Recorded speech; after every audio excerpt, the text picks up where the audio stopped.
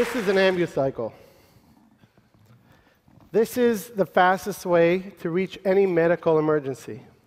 It has everything an ambulance has, except for a bed. See the defibrillator, you see the equipment. We all saw the tragedy that happened in Boston. When I was looking at these pictures, it brought me back many years to my past when I was a child. I grew up in a small neighborhood in Jerusalem.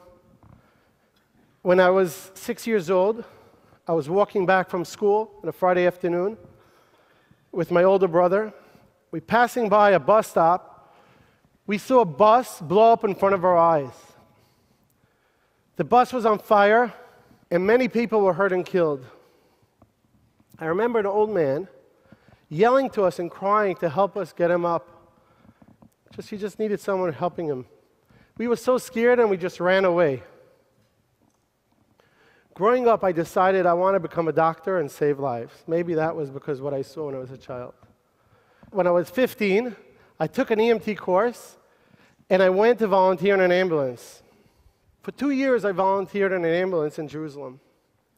I helped many people, but whenever someone really needed help, I never got there in time. We never got there. The traffic is so bad, the distance and everything, we never got there when someone really needed us.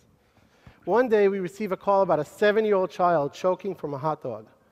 Traffic was horrific, and we were coming from the other side of town in the north part of Jerusalem. When we got there, 20 minutes later, we started CPR on the kid.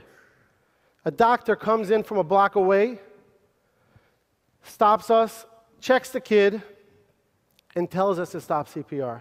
That second, he declared this child dead. At that moment, I understood that this child died for nothing.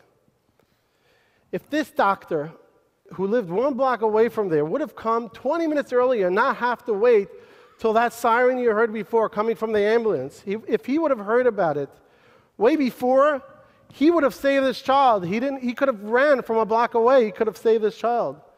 I said to myself, there must be a better way.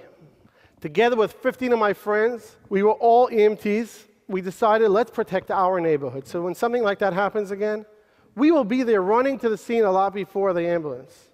So I went over to the manager of the ambulance company, and I told him, please, whenever you have a call coming into our neighborhood, we have 15 great guys who are willing to stop everything they do and run and save lives. Just alert us by beeper. We'll buy these beepers. Just tell your dispatch, just send us the beeper, and we will run and save lives. Well, he was laughing. I was 17 years old. I was a kid.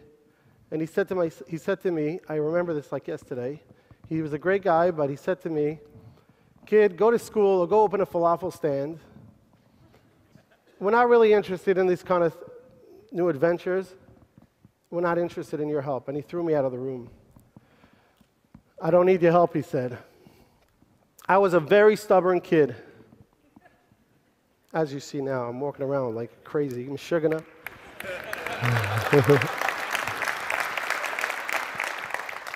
So I decided to use the Israeli very famous technique you probably all heard of, chutzpah. And the next day, I went and I bought 2 police scanners. And I said, the hell with you. If you don't want to give me the information, I'll get the information myself. And we did turns, who's going to listen to the radio scanners. The next day, while I was listening to the scanners, I heard about a call coming in of a 70-year-old man hurt by a car only 1 block away from me on the main street of my neighborhood. I ran there by foot. I had no medical equipment. When I got there, the 70-year-old man was laying on the floor. Blood was gushing out of his neck. He was on Coumadine. I knew I have to stop his bleeding, or else he will die. I took off my yarmulke because I had no medical equipment. And with a lot of pressure, I stopped his bleeding. He was bleeding from his neck. When the ambulance arrived 15 minutes later, I gave him over a patient who was alive.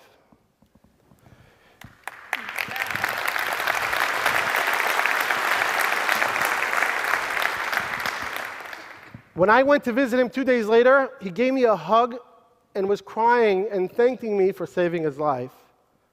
At that moment, when I realized this is the first person I ever saved in my life after 2 years volunteering in an ambulance, I knew this is my life mission. So today, 22 years later, we have United Hatzlah.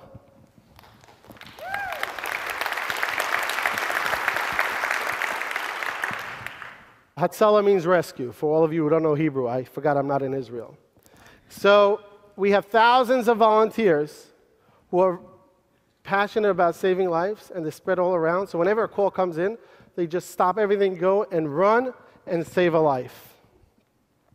Our average response time today went down to less than 3 minutes in Israel.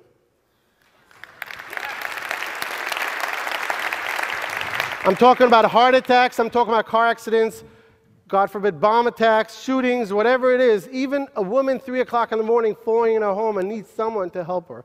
3 minutes, we'll have a guy with a pajamas running to her house and helping her get up. The reason why we're so successful are because 3 things. Thousands of passionate volunteers who will leave everything they do and run to help people they don't even know. We're not there to replace ambulances. We're just there to get the gap between the ambulance call until they arrive. And we save people that otherwise would not be saved. The second reason are because of our technology. You know, Israelis are good in technology. Every one of us has on his phone, no matter what kind of phone, a GPS technology done by NowForce. And whenever a call comes in, the closest 5 volunteers get the call. And they actually get there really quick and navigated by a traffic navigator to get there and not waste time. And this is a great technology we use all over the country and reduce the response time. And the third thing are these ambucycles. These ambucycles are an ambulance on 2 wheels. We don't transfer people, but we stabilize them and we save their lives. They never get stuck in traffic. They could even go on a sidewalk. They never literally get stuck in traffic. That's why we get there so fast. A few years after I started this organization in a Jewish community, 2 Muslims from East Jerusalem called me up.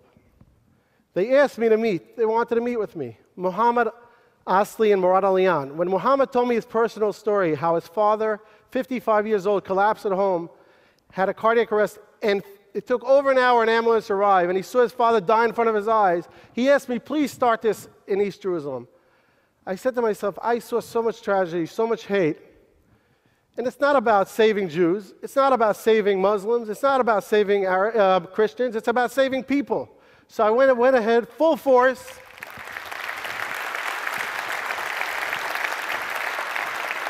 And I started United Hatzlah in East Jerusalem. And that's why the name United and Hatzlah match so well. We started hand in hand, saving Jews and Arabs. Arabs were saving Jews. Jews were saving Arabs. Something special happened. Arabs and Jews, they don't always get along together, but here in this situation, the communities, literally, it's an unbelievable situation that happened. The diversities, all of a sudden they had a common interest. Let's save lives together. Settlers were saving Arabs and Arabs were saving settlers. It's an unbelievable concept that could work only when you have such a great cause. And these are all volunteers. No one is getting money. They're all doing it for the purpose of saving lives. When my own father collapsed a few years ago from a cardiac arrest, one of the first volunteers to arrive to save my father was one of these Muslim volunteers from East Jerusalem who was in the first course to join Hatzlah. And he saved my father. Could you imagine how I felt in that moment? When I started this organization, I was 17 years old. I never imagined that one day I'll be speaking in TED Med. I never even knew what TED Med is then. I don't think it existed. But I never imagined that it's going to go all around, it's going to spread around. And this last year, we started in Panama, in Brazil.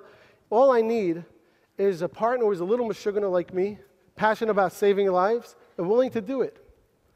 And I'm actually starting it in India very soon with a friend who I met in Harvard just a while back. Hatzlah actually started in Brooklyn by a Hasidic Jew years before us in Williamsburg. And now it's all over the Jewish community in New York, even Australia and Mexico and many other Jewish communities. But it could spread everywhere. It's very easy to adopt. You even saw these volunteers in New York saving lives in World Trade Center. Last year alone, we treated in Israel 207,000 people. 42,000 of them were life-threatening situations. And we made a difference. I guess you could call this a life-saving flash mob, and it works. When I look all around here, I see lots of people would go an extra mile, run an extra mile to save other people. No matter who they are, no matter what religion, no matter where they come from. We all want to be heroes. We just need a good idea, motivation, and lots of chutzpah, and we could save millions of people that otherwise would not be saved. Thank you very much.